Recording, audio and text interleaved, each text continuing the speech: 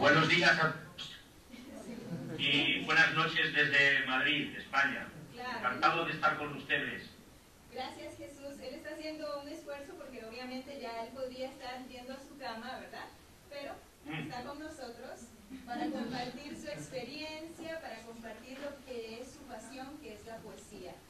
Y aquí tenemos a Ángel Frías Coca, quien también es de España, y pues él también va a estar compartiendo con nosotros su punto de vista sobre lo que él conoce de los hermanos Machado. Y al final de las dos ponencias, más o menos 15 minutos finales, vamos a tener oportunidad de hacer preguntas o comentarios. Así es que pongan atención y al final, como es costumbre, no duden en hacer preguntas o comentarios. Siempre son bienvenidos y de eso se trata.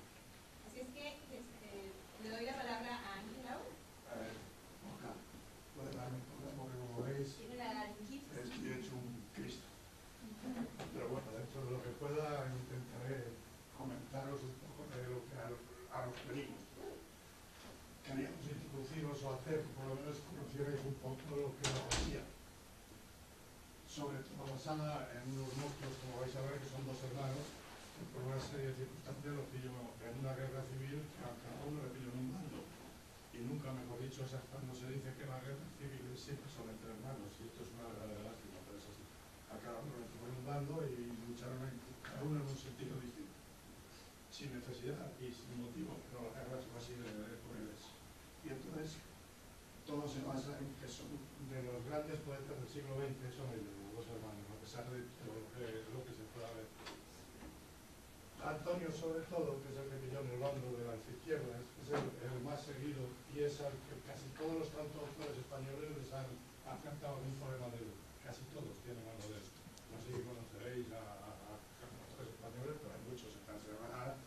Serrat ha cantado varios de él, varias de Antonio, y hay un montón de poetas, ya digo, que han cantado por la música de esta gente. No sé qué deciros en cuanto a su difusión, porque yo aquí no sé hasta qué punto ha podido llegar a conocerse los poetas españoles, pero si se habla de poemario español hay que contar con ellos por narices. O sea, en el siglo XX son los más conocidos. O sea, los Antonio Machado son algo que es universal, sobre todo para nosotros los españoles. Hablar de Machado se habla de algo divino.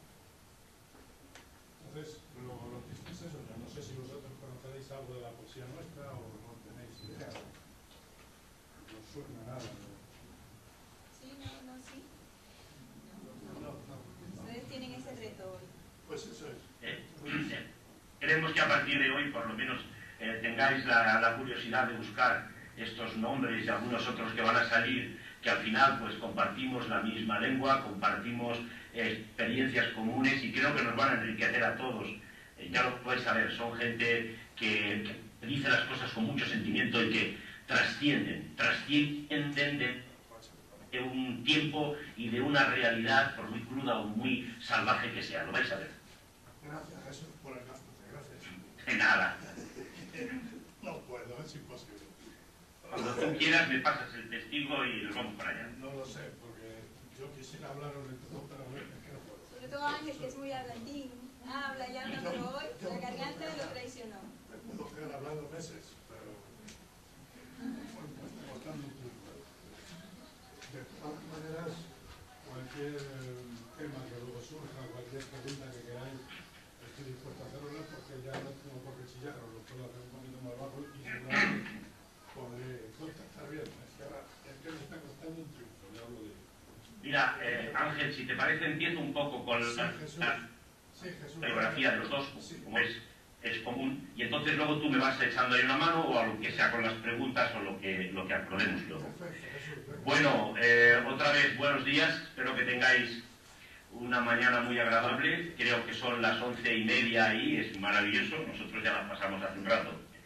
Me dijo Ángel que la temperatura que tenéis en Washington, Washington como estado, es muy parecida a la que tenemos en Madrid. Hoy aquí ha hecho un día casi primaveral con 14-15 grados. Espero que ahí también hayáis disfrutado o vayáis a disfrutar del día.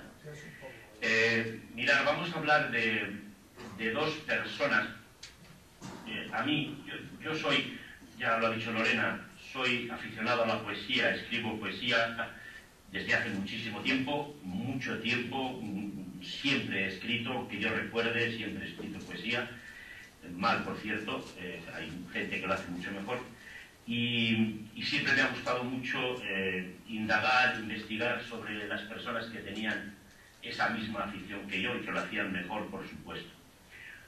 Bueno, estos dos hermanos son andaluces. En España, como sabéis, hay varias regiones, y entonces con distintas formas de hablar el castellano, y una de ellas muy peculiar es el andaluz, cuya pronunciación del castellano, junto con la de las Islas Canarias, fue la que de alguna manera se trasladó a América del Sur o Latinoamérica, y de alguna manera, con las variantes que el tiempo ha dado, el seseo, el ceceo, muchas de las formas en las que se habla el castellano en América del Sur y Central proviene de Andalucía y Canarias. Entonces es una región que tiene un folclore muy rico, estuvo ocupada durante casi 8 siglos por los musulmanes, que era un momento muy esplendoroso de esa cultura y ayudó a enriquecer de alguna manera también pues la cultura andaluza. Al entrar aquí se escucha un señor cantando una poesía de Antonio Machado, es Calixto Sánchez, eso que estamos escuchando era cante flamenco, cante hondo, que en España tiene una profunda raíz cultural, ya en todo el país, pero sobre todo proveniente de Andalucía. Bien, decía que estos dos hermanos, Manuel y Antonio Machado, nacen en Sevilla, con un año de diferencia. Manuel nace en 1874, en agosto, y Antonio Machado nace el 26 de julio de 1875. ¿Qué presupone hablar del siglo XIX, de las postrimerías del siglo XIX?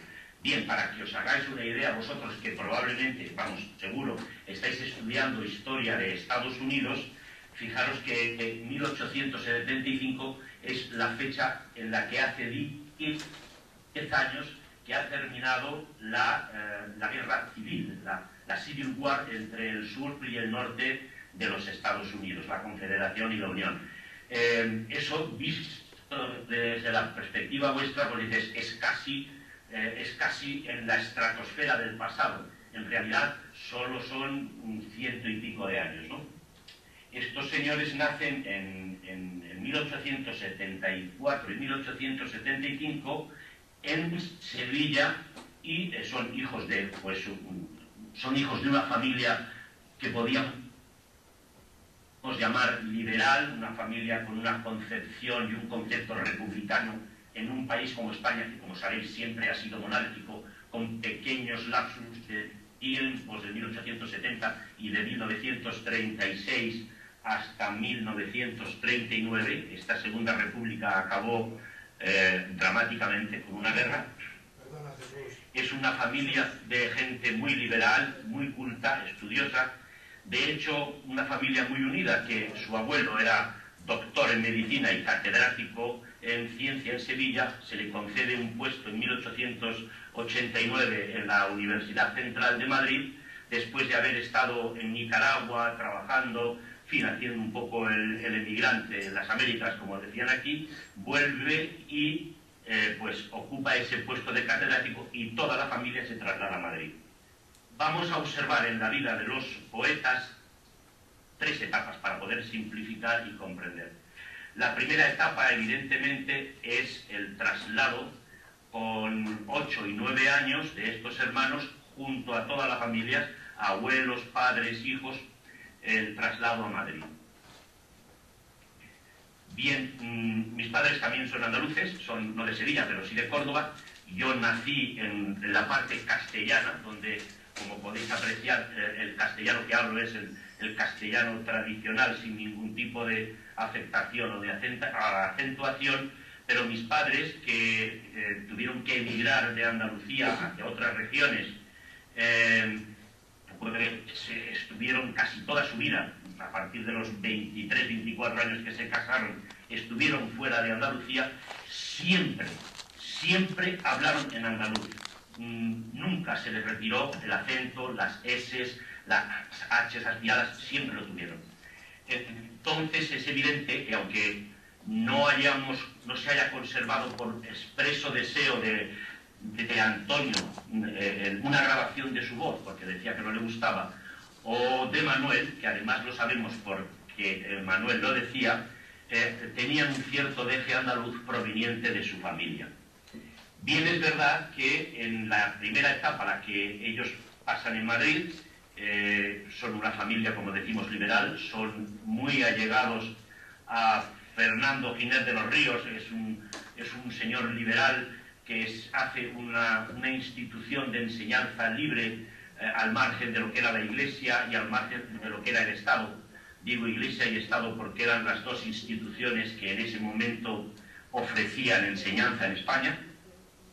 Pues se crea esta institución libre de enseñanza por Ginés de los Ríos y otros que le ayudaron, y pues muchos españoles se forman allí y adquieren una conciencia liberal, una conciencia muy diferente, por lógica, a la que se estaba ofreciendo en el resto de instituciones. Muchos de los que estudiaron allí luego van a ser personas que van a alcanzar los altos puestos de la política cuando venga la República en 1931 y después en la gobernación de esa misma República. Bien, estos dos hermanos estudian allí. Manuel, más aplicado, pues sigue sus estudios y acaba la licenciatura en la universidad en Filosofía y Letras. Antonio, que de alguna manera es el poeta de referencia, pues le cuesta más, y él lo que se hace es profesor de lengua, de francés, en los institutos de la época. Saca una actitud, porque no hacía falta universidad, sino una prueba de actitud. El hombre entra a profesorado y empieza una égira fuera de lo que diríamos el ámbito de Madrid. Madrid era la capital y era donde estaban los grandes poetas de la época y donde pasaban también muchos poetas latinoamericanos para pues conocer un poco el ambiente de la capital. Por ejemplo, Rubén Darío, César Vallejo, peruano. Rubén Darío era nicaragüense y promotor del modernismo. Hay una gran viveza en ese entorno. Antonio Machado, bueno, Manuel se queda en la capital, sigue escribiendo, de alguna manera empieza a frecuentar pues a poetas de muchísima prestancia, empieza a escribir, le da por fundar revistas literarias que casi siempre fracasan, como ocurre con todas las revistas literarias. Se aficionan ambos por el teatro, tienen los dos, tanto Manuel como Antonio, una grandísima afición por el teatro, que luego se va a ver colmada en la escritura de diferentes obras con bastante calidad, que luego mencionaremos para que lo sepáis, pero al mismo tiempo también en sus ratos de ocio pues se dedican a actuar en el teatro. Antonio hace de actor en la compañía de María Guerrero, que es María Guerrero hoy día es una referencia, una actriz de referencia en España, ya de punta, por supuesto, pero él trabajó allí hasta que sacó esta licenciatura, esta autorización a ser catedrático de francés, y su hermano pues también estuvo colaborando. Fueron, digamos, actores de teatro en principio. Va pasando el tiempo y, bueno, los chicos pues se van haciendo mayores. Manuel se casa, le gustaba mucho Andalucía, tenía una influencia de su padre, que era un hombre que había investigado muchísimo sobre el folclore andaluz, el cante hondo, las seguidillas, las bulerías. Era un hombre muy metido y le contagió de alguna manera a Manuel ese sentido por Andalucía. Y se trasladó allí. Le propusieron en aquella época, sabéis que se proponían las novias o los noviazgos un poco a distancia. Conoció a una chica, se casó con ella y se la trajo a Madrid y siguió su vida, acabando en la etapa de Madrid siempre antes de lo que llamaríamos el tercer ciclo, acaba pues de director de la Biblioteca Municipal de Madrid, un puesto pues ya reconocido, y escribiendo en revistas de Latinoamérica, en revistas españolas y escribiendo poesía. De esa época, para que vayamos conociendo un poco a Manuel, porque luego a Antonio le dedicaremos algo más de tiempo, para ir viendo la personalidad de cada uno de ellos. Manuel escribe un poema que él llama Retrato.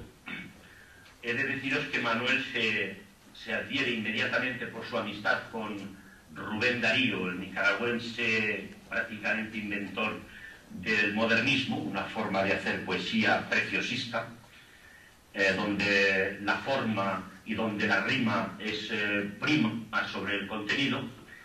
Inmediatamente se traslada a París porque tenía posibles, podía gastarse dinero en billetes, está tiempo en París, alterna, y entonces vais a ver un poco cómo se retrata a sí mismo en un momento determinado, ¿no? Os voy a recitar el retrato de Manuel Machado. Esta es mi cara y esta es mi alma. Leed. Unos ojos de hastío y una boca de sed. Lo demás, nada. Vida, cosas.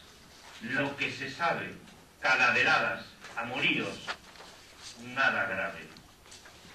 Un poco de locura, un algo de poesía, una gota del vino de la melancolía. ¿Vicios? Todos. Ninguno. Jugador no lo he sido. No gozo lo ganado, ni siento lo perdido. Bebo, por no negar mi tierra de Sevilla, media docena de cañas de manzanilla. Las mujeres, sin ser un tenorio, eso no. Tengo una que me quiere y otra a quien quiero yo. Me acuso de no amar muy vagamente una porción de cosas que encantan a la gente. La agilidad, el tino, la gracia, la destreza, más que la voluntad, la fuerza y la grandeza. Mi elegancia es buscada, rebuscada. Prefiero a lo helénico y puro, lo chic y lo torero. Un destello de sol y una risa oportuna amo más que las languideces de la luna. Medio gitano y medio parisien, dice el vulgo, con Montmartre y la Macarena comulgo. Y antes que un tal poeta, mi deseo primero hubiera sido ser un buen banderillero. Es tarde, voy deprisa por la vida y mi risa es alegre, aunque no niego que por el tiempo que pasa ya llevo prisa. Bien, podéis observar un poco cómo se retrataba Manuel.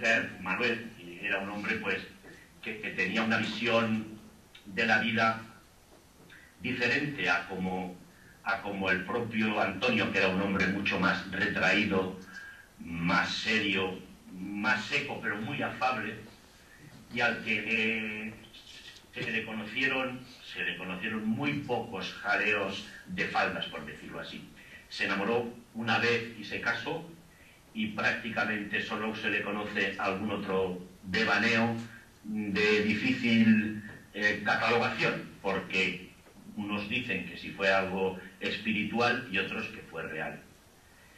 Vamos a leer ahora,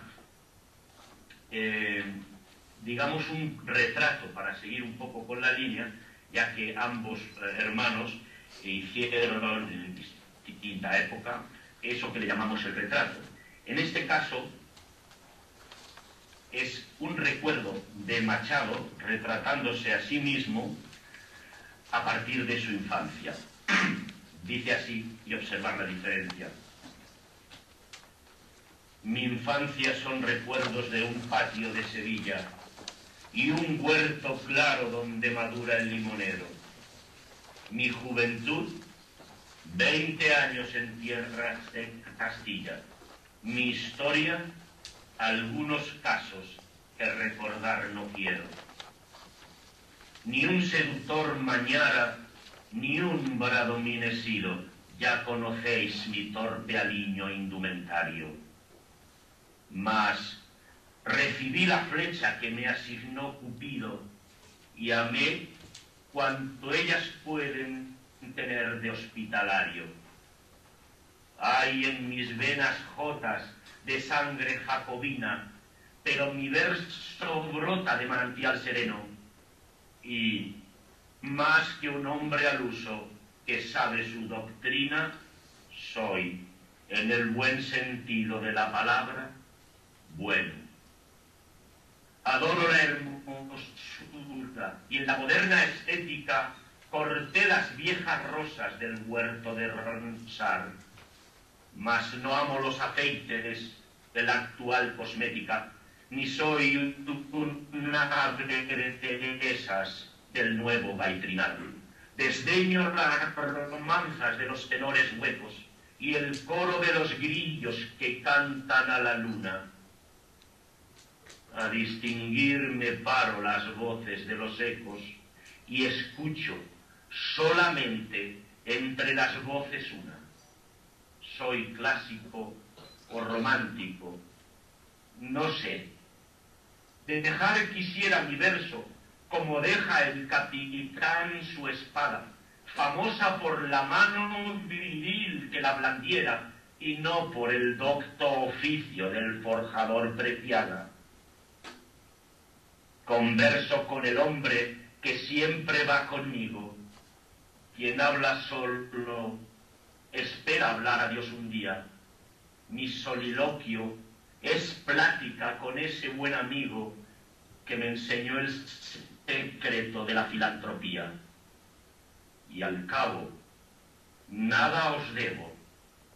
Debéisme cuanto he escrito. A mi trabajo acudo. Con mi dinero pago el traje que me cubre y la mansión que habito, el pan que me alimenta y el lecho en donde yago.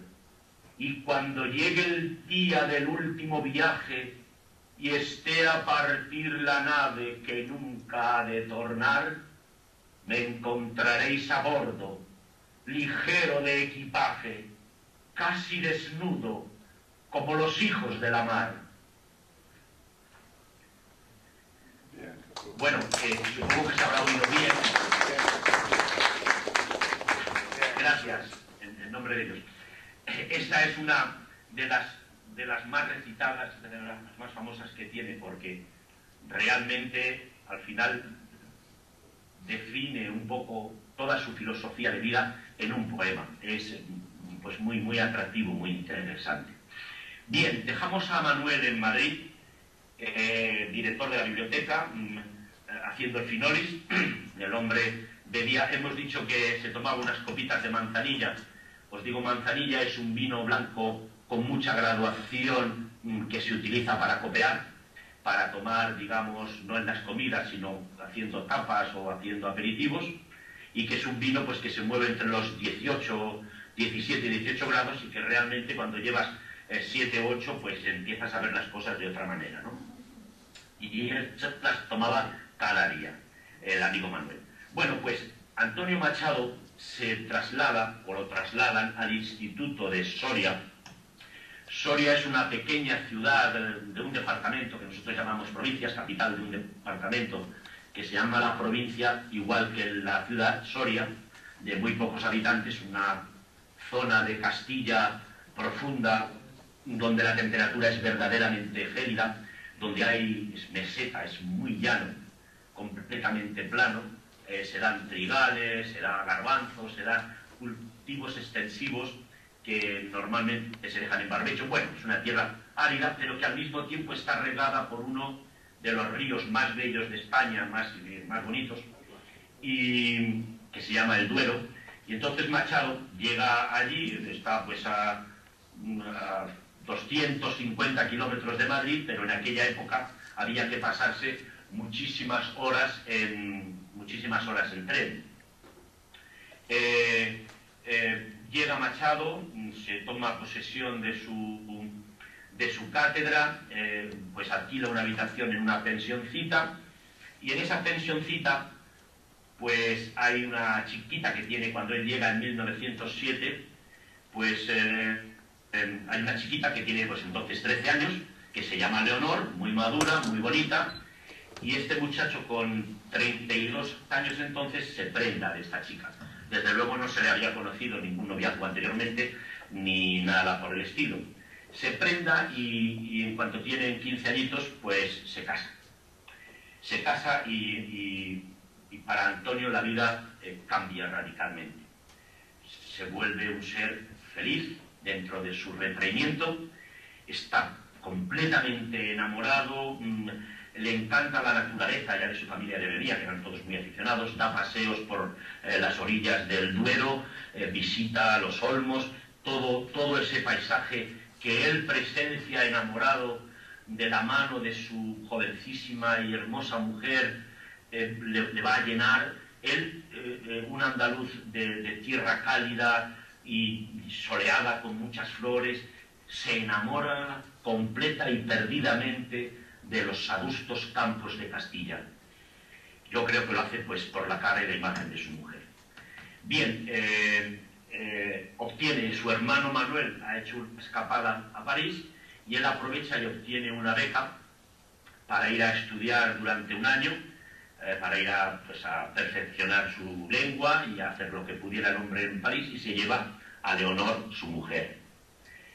Bien, al poco de estar en París, su mujer, en aquella época era relativamente normal o frecuente, atrapa una tuberculosis galopante, además le ocurre, pues lo narra él con mucho dolor, le ocurre el día 14 de julio, que es la fiesta nacional francesa, pues la chica supongo que empieza a expectorar sangre, él busca un médico desaforadamente, acaba yendo a la embajada, a las 24 horas pues la vienen a visitar. Bien, en cuanto se recupera un poco, pues vuelve a Soria. Vuelve a Soria y a los pocos meses Leonor fallece. Pues imaginaros este hombre que era bastante retraído en el fondo, aunque tenía una personalidad fuerte y convincente para lo que quería, pues queda bastante hundido. Fijaros, voy a leer un pequeño poema que él le hace a su mujer. Vamos, debería ser muy pronto, muy próxima a la muerte, porque fijaros con qué fuerza narra la imagen de esta chiquita, 15 años, 1912, agosto, cuando se queda en su camita, pues muerta, ¿no? Él lo titula Una noche de verano.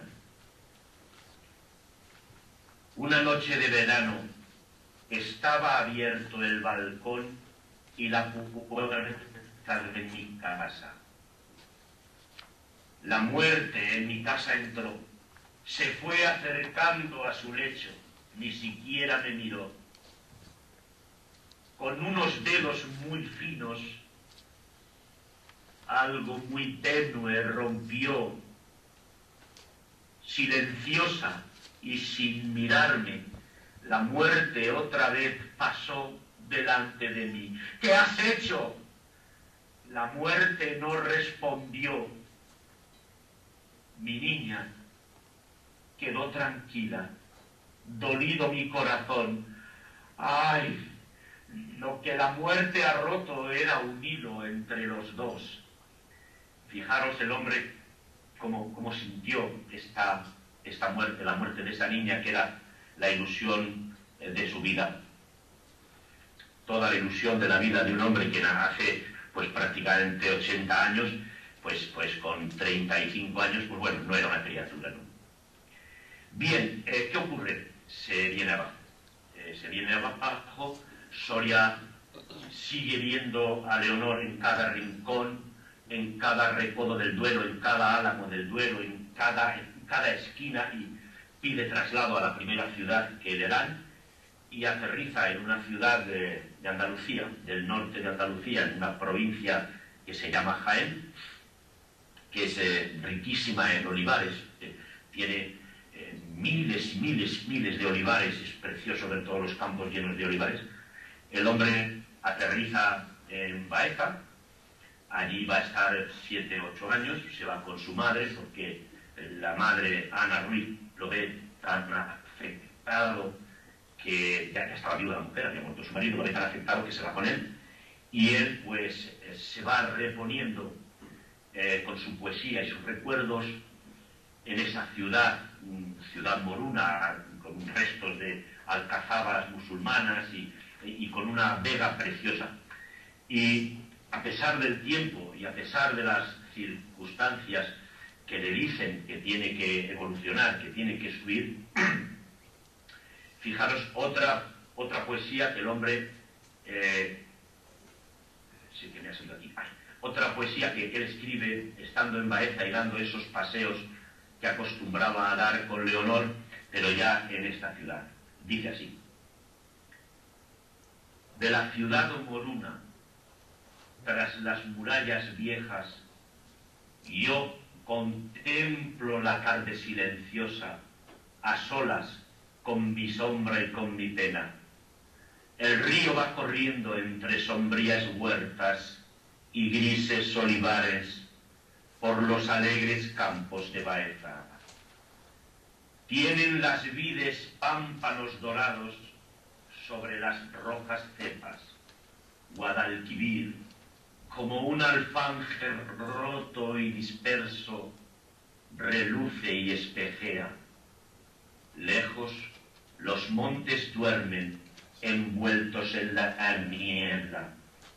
Niebla de otoño, maternal. Descansan las rudas moles de su ser de piedra en esta tibia tarde de noviembre. Tarde piadosa, cárdena y violeta. El viento ha sacudido los mustios olmos de la carretera, levantando en rosados torbellinos el polvo de la tierra. La luna está subiendo, amoratada, jadeante y llena. Los caminitos blancos se cruzan y se alejan, buscando los dispersos caseríos del valle y de la sierra. Caminos de los campos. Ay, ya no puedo caminar con ella. Bien, nuestro amigo Antonio, pues, pide traslado a otra ciudad más cercana de Madrid, Segovia. Segovia es otra pequeña ciudad cercana, 100 kilómetros a Madrid, tras pasar la sierra de Guadarrama. Es una ciudad preciosa también, medieval, y entonces ahí, pues en el instituto, el hombre, pues bueno, va rehaciendo su vida, ha publicado el libro Soledades, ha vuelto a hacer un rebozo del libro Soledades de poemas, y justo en el año de la muerte de Leonor, 1912, el año pasado ha hecho el primer centenario de la publicación, publica Campos de Castilla. Campos de Castilla es probablemente la obra cumbre de Antonio Machado, una obra que con el tiempo va aumentando. ¿Sí? 5 minutitos más para dar tiempo a comentarios y preguntas, ¿no, Jesús? De acuerdo, bien, vamos entonces a hablar de su trayectoria a lo largo. ¿Y cómo se ha pasado el tiempo, verdad, Lorena? Sí, señor. Madre mía, se me ha pasado volando. Bien, entonces, la tercera etapa. Se acaba la primera dictadura de un general, Primo de Rivera, 1930, y 29, luego hay otro pequeño general, unos meses, y España accede a la República. Es un cambio fundamental. Antonio y Manuel Machado son republicanos, se adhieren a ese movimiento, y pues apoyan la República, colaboran, escriben, se mueven. Pero 6 años después, 1936, hay un golpe militar de otro general, el general Francisco Franco, que probablemente a alguno de vosotros os suene porque estuvo gobernando España durante 40 años. Entonces empieza una guerra y aquí viene una de las divisiones que ocurren entre los dos hermanos, y es que Manuel, en un momento determinado, su mujer tenía una hermana monja que estaba en Burgos, una ciudad al norte de Madrid, y cada año iban a visitarla por verano, el mes de julio, ya que el día 16 era su santo. Ese año, 1936, se van 2 días antes del golpe, que fue el 18 de julio, y al haber el golpe quedaron separados. Quedaron separados, el uno en la zona que llamamos golpista o nacional, y Antonio en la zona republicana. Antonio pasa toda su época allí. Hay un momento determinado en que Madrid va a ser tomada por los golpistas, lo trasladan a Valencia, unas peripecias tremendas. Desde Valencia pasa una temporada, apoya como puede, ya bastante enfermo, tenía bronquitis crónica, neumonías, estaba el hombre bastante mal, pero sigue trabajando. Finalmente el ejército golpista acaba cortando el frente y acaba derrotando prácticamente al gobierno, pasa a Barcelona y de Barcelona lo llevan a Francia, donde muere unos meses después y es enterrado en la pequeña localidad francesa de Collioure. Y allí sigue enterrado. Y entonces, un poco a resumen de lo que es su biografía, voy a leeros un poema mío que se titula Homenaje a Antonio Machado, un poco para que veáis. En este poema trato de recoger lo que es su historia. Él, antes de marcharse a Valencia, le hacen un homenaje los militares del 5º Regimiento Republicano y él les dice: yo no me hubiera marchado, estoy viejo y enfermo, pero quería luchar a vuestro lado. Quería terminar una vida que he llevado dignamente, muriendo con dignidad. Y esto solo podría yo conseguirlo cayendo a vuestro lado, luchando por la causa justa como vosotros lo hacéis. Esto se lo dijo el 24 de noviembre de 1936 al 5º Regimiento. Y ahora viene el poema homenaje de toda su biografía que yo le hago. Entrañable mirada, expresión triste, crudo verbo para el desnudo paisaje, tierno en el amor, crítico con la realidad injusta, enemigo de la violencia. Se enfrentó a la muerte con la poesía por arma. Una guerra cruel contra la esperanza de un pueblo le privó de ser feliz en una España diferente. Su cuerpo yace lejos, en una tierra que de tan próxima no parece extraña, aunque extrañemos la lejanía de sus restos. Su voz vive entre nosotros, sus versos aún despiertan compromiso por la vida, amor por la razón y amantes de la justicia. Algunas tardes, sentado en un rincón del muelle, con el rostro fijo, solo turbado por la brisa y el fragor de mis pensamientos, espero ver pasar a un marinero con el torso desnudo, escaso de equipaje, que con mirada profunda otee el horizonte mientras aborda la nave, esa nave que nunca ha de tornar.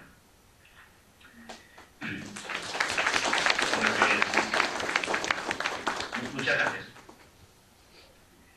Bien, hay más cosas por decir, pero entiendo que el tiempo, como en televisión, es quien marca las pautas y así tendremos oportunidad otra vez de poder seguir hablando. Claro que sí, José. ¿Qué proponéis? Gracias, Jesús. Yo me imagino que A vosotros. los estudiantes tienen comentarios, preguntas, inquietudes. Quizá una de las cosas que quisiera que los dijeran sobre todo es que habla de republicanos, de república, y es totalmente distinta a la idea que tenéis vosotros de la república. Ángel, quería yo explicarlo, lo que pasa todo el tiempo. Y fijaros, por ejemplo, que los republicanos o liberales en España son los demócratas en Estados Unidos. Exacto. Eso es. Y los Eso es lo que quería. los hecha en España. Aquí, república tiene un concepto abierto, aunque pueda haber republicanos izquierdistas, es más izquierdista la postura republicana que la otra. Entonces, sería un poco como los demócratas, quizá un pelín más a la izquierda, un poco más a la izquierda que los propios demócratas, aunque tienen similitudes, ¿verdad, Ángel? Sí. Eso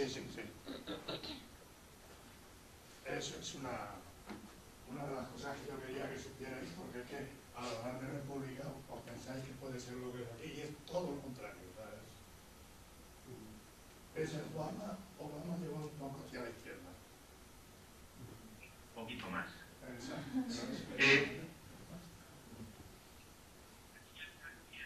Por ejemplo, la libertad de partidos y en el momento en que se establece la República, pues imaginaros que el Partido Comunista hacía pues unos años que había surgido a través de su revolución de 1917, la revolución bolchevique de soviética, primero Rusia, luego la...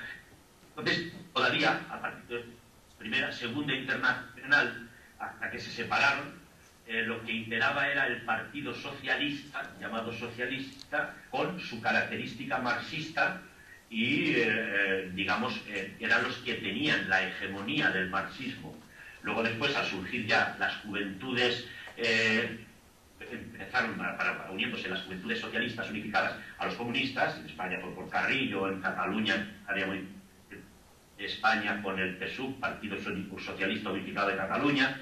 Al final el Partido Comunista se integró con bastante fuerza en la República y la Unión Soviética, ya que el resto de naciones democráticas del entorno, ya sea Francia, Inglaterra, todas las demás no ayudaron, mientras que al bando que había dado el golpe de Estado le ayudaron los gobiernos fascistas y nazis del momento, como fue la Italia de Mussolini y la Alemania de Hitler, con armas, con bagajes y demás, pues sí, pues es un tema que conviene que se sepa, y al final se echó al gobierno de la República Española en manos de la Unión Soviética, que fue la única que les ayudó. Finalmente no. Sí. También hay que reconocer que en Estados Unidos fue uno de los pocos países que ayudó a España, no lo por el republicano, a través de las brigadas internacionales. Fue la gente americana, maravillosa, la que voluntariamente, rusos, alemanes, de todos los países vinieron las brigadas internacionales, que tienen un gran nombre aquí y tienen todavía muchas calles, muchos homenajes, ¿no? La Brigada Lincoln, la Quinta Brigada, ¿verdad? Ángel. Sí. Algo que además se tiene en estima, o sea, que se quiere, ¿verdad?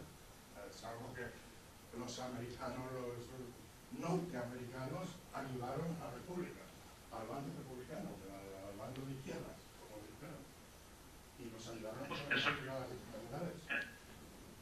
Hemingway, por ejemplo, fue muchísimo. Jesús, estamos teniendo problemas con tu audio. No sé si moviste algún botoncito. A ver, ¿me oís ahora? Sí, a veces se corta. Es que lo tenía... A ver, lo cogeré así para que no se mueva. ¿Me oís? Perfectamente, gracias. Muy bien, ¿alguien tiene algún comentario o pregunta? O sea, algo, cualquier cosa que os haya ocurrido. Cualquiera... No oigo. No oímos. Por favor, preguntar. Ahora sí. ¿Quién tiene preguntas? A ver, sí, alguno. ¿Os ha quedado todo claro? Tienen mucho que preguntar, ¿verdad? A ver, Sara, con volumen o se me acerca aquí, por favor. ¿Los hermanos Machado tuvieron hijos? Sí, muchos.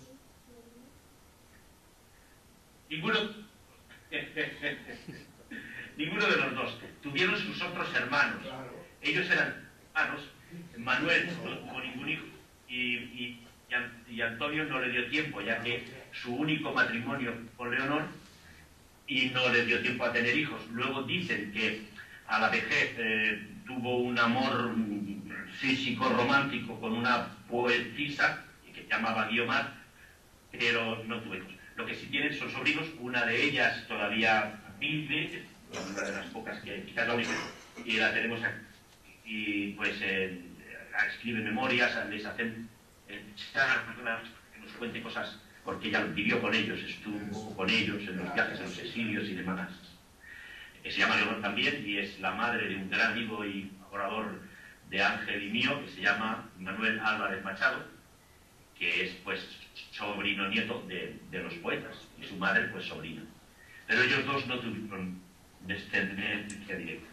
Eso es lo que había que explicar, porque tenían muchos hijos, al menos con aquellos. Su sobrino. Sí. Claro, Leonor era su hija. Esta es Leonor, ¿verdad? Esa es la mujer. Esa es la mujer de Antonio. Esta es la mujer de Antonio. No, de Leonor, madre, la madre de Manuel no está. No la tenemos clara. Muy bien. La chiquita que hay aquí es Leonor, que murió con 15 años. La mujer es Antonio Machado. Lo que ocurre es que al nacer la Leonor de la que yo estoy hablando ahora, pues, su padrino, como ya había muerto la primera Leonor Izquierdo, que esta se llama Leonor Izquierdo, a esta otra Leonor Machado se lo puso en recuerdo de la difunta. Por eso tiene ahora, así como su tía. Es la madre de Manuel. Muy bien. Venga. ¿Qué más? Pedro. ¿Qué poema cree usted que sería, pues, que le daría ánimo a la gente española ahorita que hay tanto desempleo, ¿no? Y la economía y todo eso, crisis? ¿Cuál poema cree que ellos tienen, que ellos tienen que sería para darle ánimo? Mira, Antonio fue un hombre tremendamente preocupado por la parte social y él además en uno de sus escritos, cuando tiene que definir de alguna manera su poesía, él había empezado siendo seguidor de Rubén Darío con el modernismo, que como he dicho antes, ese tipo de poesía se ocupaba más de la forma del poema que del fondo, decía que no podía ser, que cuando hay problemas hay que poner sentimiento y hay que ir a los problemas para que la gente se conciencie. Entonces, muchísimos de los poemas de Antonio eran apoyando a una gente que tocó vivir una época muy dura. Os hubiera narrado la salida del ejército republicano y de los civiles que acompañaban la huida desde Barcelona el 22 de enero de 1939, cuando las fuerzas golpistas estaban entrando, y realmente fue dramático. Fueron cientos de miles de personas atravesando la frontera, entrando en campos de concentración franceses, vigilados por soldados senegaleses, no se entendían, venían con hambre, con miseria, con frío, porque era invierno. Fue tremendo. Y él siempre mantuvo alto ese espíritu. Y aún hoy, la joven poesía española, después de algunas vicisitudes modernistas y embellecedoras de la palabra, han vuelto a lo que se llama la poesía de la experiencia, la poesía del sentimiento, la poesía de la denuncia. Se llama precisamente así el movimiento de los últimos 20-25 años, poesía de la experiencia, y Antonio Machado es uno, entre otros, porque hubo los poetas de la posguerra que fueron muy críticos con la sociedad de posguerra que se generó. Machado sigue siendo uno de sus estrellas, y en él nos reflejamos, en él y en otros, no es el único, pero nos reflejamos y nos apoyamos para salir de esta situación, sobre todo la situación en que se encuentran los jóvenes preparados, jóvenes con carreras, ingenieros, arquitectos. No hay trabajo, es tremendo, tremendo, es una situación dura a nosotros que lo vemos y para ellos. Gracias por recordármelo. ¿Quién más? ¿Esos que escriben poemas? ¿Esas que escriben poemas? A ver, había alguien que escribía poemas. Por favor, de compañero, aquí estoy, todos sufrimos cuando escribimos un poema. Venga, preguntar. Sin miedo, el tiempo es oro. Venga, por favor, que estoy a no sé cuántos miles de kilómetros de ahí. Cierto. Preguntarme qué se siente, cómo funciona España, qué hacen los poetas aquí, cualquier cosa que podamos... Araceli, ¿cuál es su pregunta? Yo escribo poemas, ¿verdad? Y a veces siento que es muy difícil que otras personas que tomen interés por el término de tecnología, que están muy impresionados con la tecnología, así que devalúan la poesía y los niños de poesía. ¿Has oído, Jesús? Interesante el comentario. ¿Has oído? Sí, sí. Primero, escribes poesía, felicidad.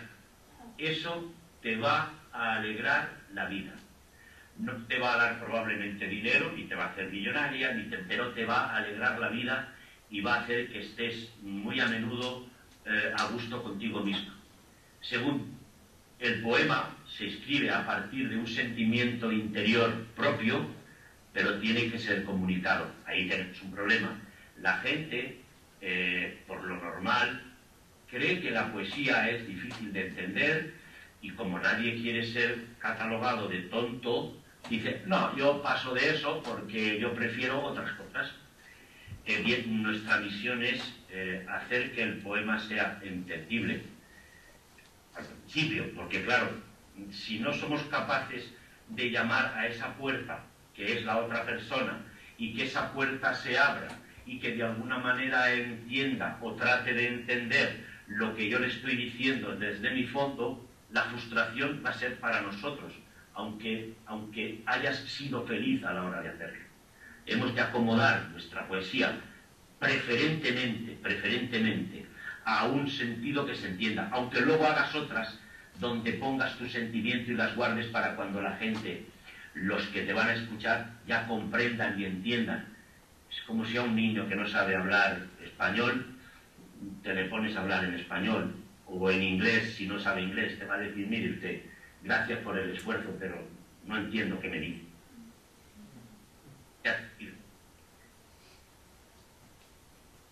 ¿Te sirve?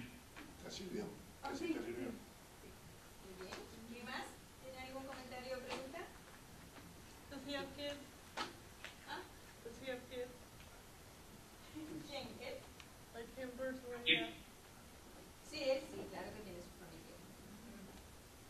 Tengo 3 hijos, 2 hijos y una hija. 3 hijos y una hija. El mayor es poeta, además de ser ingeniero informático. El segundo es sociólogo, está haciendo ahora el doctorado y es cantautor y compone sus propias letras y sus músicas. Y la pequeña, que tiene 24 años, es licenciada en imagen y sonido.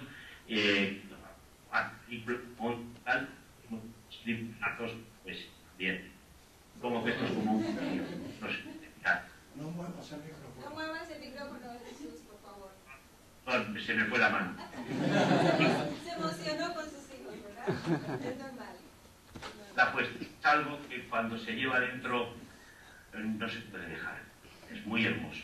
Es algo muy difícil de explicar, pero cuando alguno de los escrito, o algunas que habéis escrito, cuando veis esos 15, 20, 30 versos que os han costado un montón de trabajo, ¿a qué os sentís felices?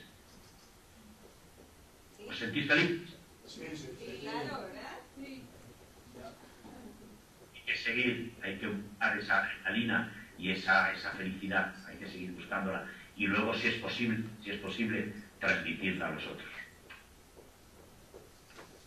Nos quedan 2 minutitos más. Por favor, consultar. ¿Alguien?